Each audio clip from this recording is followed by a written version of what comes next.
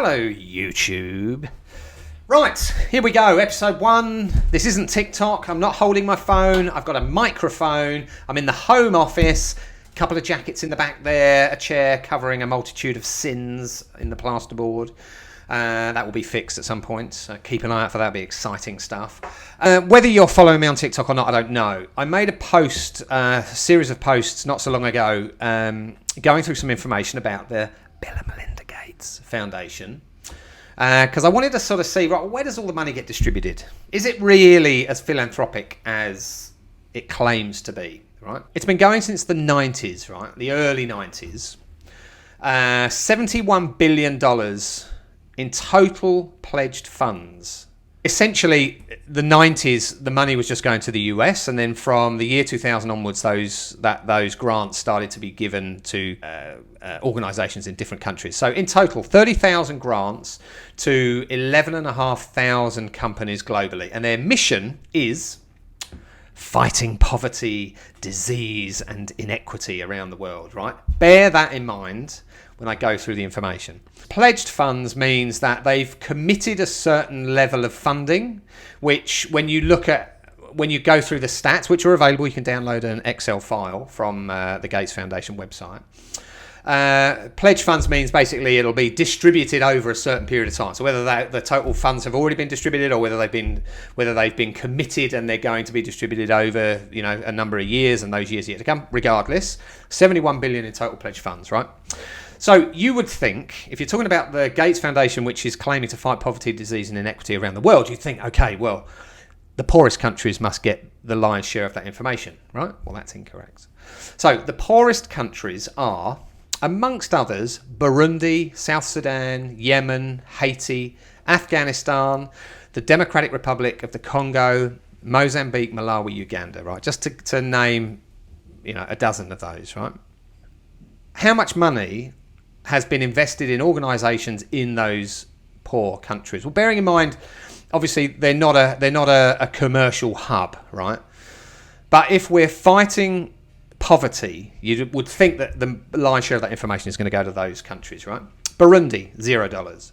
South Sudan, $0. Yemen, 0. Haiti, 1.7 million. Afghanistan, 5 million. Democratic Republic of the Congo, 10 million. Mozambique, 10 million. Malawi, 12 million. Uganda, 120 million. Right, 120 million. That sounds pretty reasonable. But then you look at the wealthiest countries, right? The wealthiest countries are where all the money, where all the Gates Foundation money goes, right? 43 billion to the US. Obviously, it's been receiving funding since it started, and it's the home country of the people that started the foundation. So 43 billion to the US. The next highest is Switzerland with 13 billion, right? Why does Switzerland get so much money? Well, they've got one of the main offices of the UN. They've got the World Health Organization, the World Economic Forum, and Gavi, the Vaccine Alliance, right? The UK gets 3 billion, India 1.2 billion, Canada 770 million, South Africa 600 million, France about 430 million, Germany about 430 million, China 400 million, Australia 336 million, Saudi Arabia, one of the richest companies in the world with all its oil, $253 million to Saudi Arabia, New Zealand 43 million. Now, bearing in mind, I think Saudi Arabia was dropping bombs on Yemen.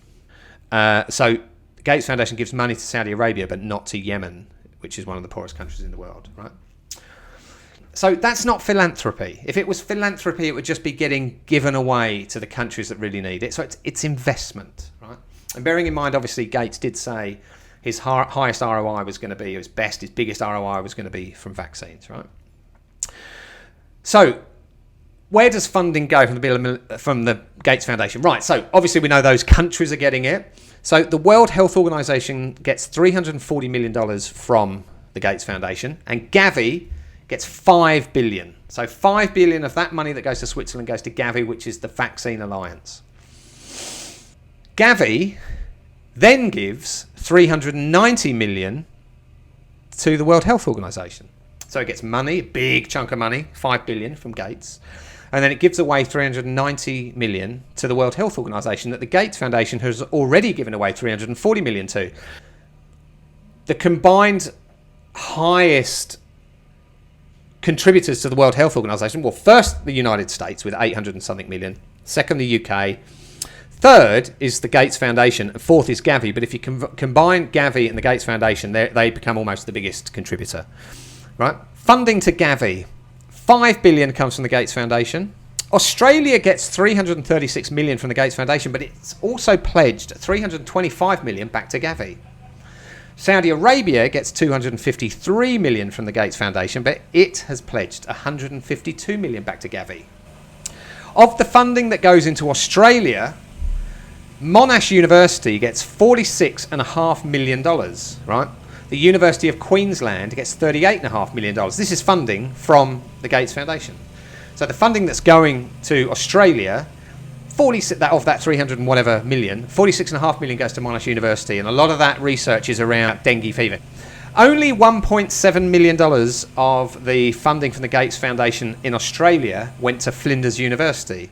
And Flinders University are the organisation that having to crowdfund the production of the COVAX vaccine because, as they've been told off the record, that they don't have the lobby power of a Pfizer, AstraZeneca, Johnson & Johnson. So they don't have the pull. They don't have the power to influence government, right? In contrast, Oxford University, which helped develop the AstraZeneca vaccine, gets $260 million from the Gates Foundation. The Gates Foundation also invested 55 million in BioNTech, which develops the Pfizer vaccine. It invested 55 million in September 2019. That's 1 month before Event 201 and 2 months before the shit fucking sandwich started, right?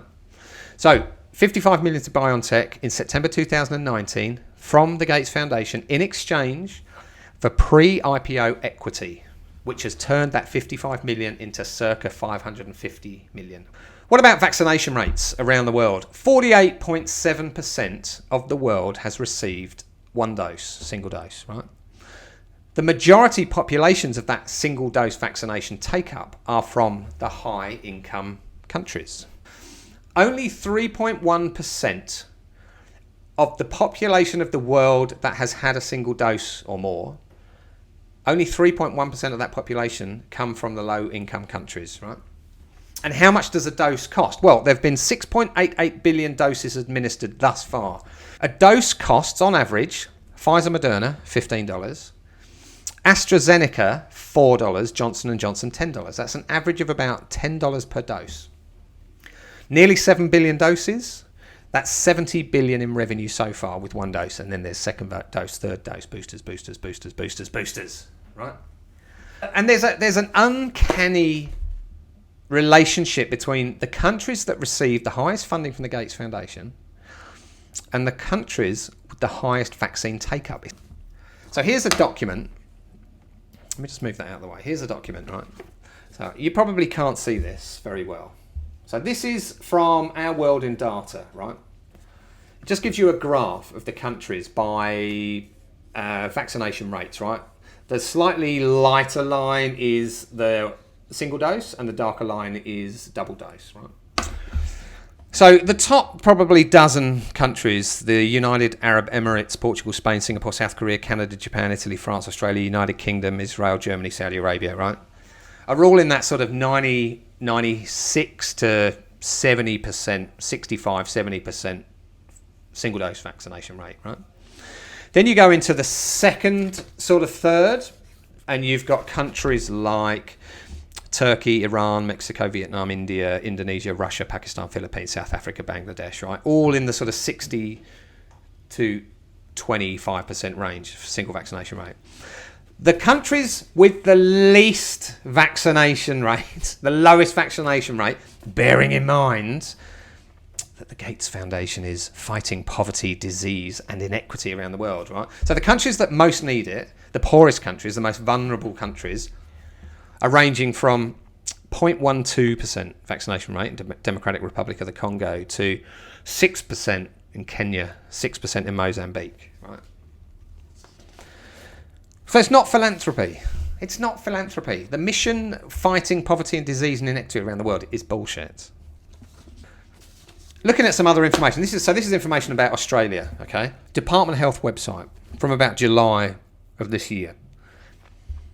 As at 3 p.m, 4th of July 2021, a total of 30,757 cases of COVID-19 have been reported in Australia, including 910 deaths and approximately 423 active cases. Right. The median age of deaths due to COVID is 86 years old. Right. However, the median death age in Australia in 2019 was 81.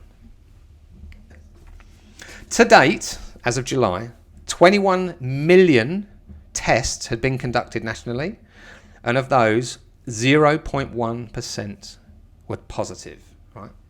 So we've gone into lockdown because of 0.1% positive test result rates. Right? The Australian Bureau of Statistics, the death register, right? There were 161,300 deaths registered in 2020, a decrease of 8,001 from 2019. No vaccines, a global pandemic, 8,000 less deaths last year than the year before. If you look at the stats, there was actually the death spiked in Australia late 2019, not in 2020, right? So, finally, lockdowns, right? Do they work? Do lockdowns work? Well, if you look on Our World in Data, you can do a little, there's like a little graphy thing. You can slide a little scale thing up and down, and you can see from the start of last year to now where all the countries, it'll show you, oh, you know, this country was in lockdown, this country wasn't, right? So it's almost like a moving scale visual on the countries that locked down the most and the least. You can see it, right? Russia was one of the least locked down countries on earth, right? And it produced its own vaccine. I think that's quite important. Had a total of 8.19 million cases, 229,000 deaths, a death rate of 2.7%, which is a survival rate of 97.3%, right? Remember that number. A death rate of 2.7%. Least locked down country on earth, roughly. Brazil, population 212 million, one of the most locked down countries on earth, doesn't produce its own vaccine. The most locked down. 21.7 million cases, 606 deaths, a 2.8% death rate, and 97.8% survival rate, right? The most locked down. So the most locked down country on earth, 2.8% death rate, 97.8% survival rate. The least locked down country on earth, 2.7% death rate. So 2.8% to 2.7%. That's the difference the lockdown's made. 0.1% difference. So it's negligible. It's almost bullshit, right? And then when you look at Australia, you've got a population of 27 million, a pretty heavily locked down country, 130,000 cases, 1,448 deaths, 1% death rate. So it's, oh, well done, Australia. Well done, Australia. You have kept the disease out. 1% death rate. Shut the whole country down because of it. Could have done the same as Russia, 2.7% death rate. It's a bit higher. How many people have committed suicide? How many businesses have gone down the toilet? So it's not philanthropy. None of this is about philanthropy. If it was about philanthropy, if it was about saving the vulnerable, then the countries with the most vulnerable populations would have had the vaccine if the vaccine is doing such a great job. Right. So that's it. What do you think of that? What do you think of that fucking bullshit?